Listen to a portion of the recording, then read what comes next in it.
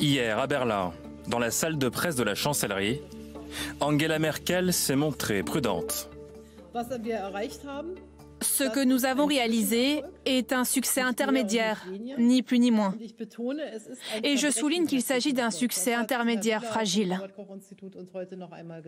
Les facteurs déterminant ce succès vont dans la bonne direction, mais nous n'avons pas beaucoup de marge de manœuvre. Nous devons rester concentrés et continuer.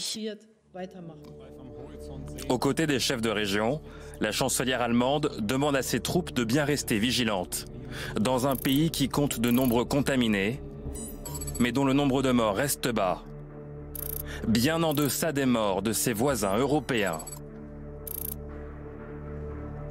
Mais pourquoi une telle différence? Les chiffres épidémiques de l'Allemagne interpellent depuis le début de la crise sanitaire. Première explication, les dépistages massifs lancés par l'Allemagne dès la fin janvier ont permis d'identifier très vite les personnes contaminées et les isoler. Aujourd'hui, les autorités allemandes chiffrent le nombre de tests entre 300 000 et 500 000 par semaine. Les gens réagissent bien à nos tests ambulants, ils suivent les débats dans les médias et comprennent bien l'enjeu que ça représente.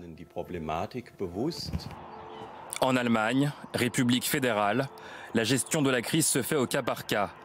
Pas de confinement général dans le pays. Les États régionaux, les Länder, gèrent la politique sanitaire. La Bavière, par exemple, une des premières régions touchées, a fait le choix d'un confinement quasiment similaire à la France.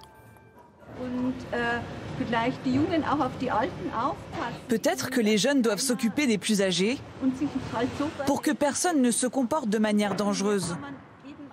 Vous voyez, ici on garde nos distances. Il n'y a rien à faire d'autre et il faut bien aller faire des courses.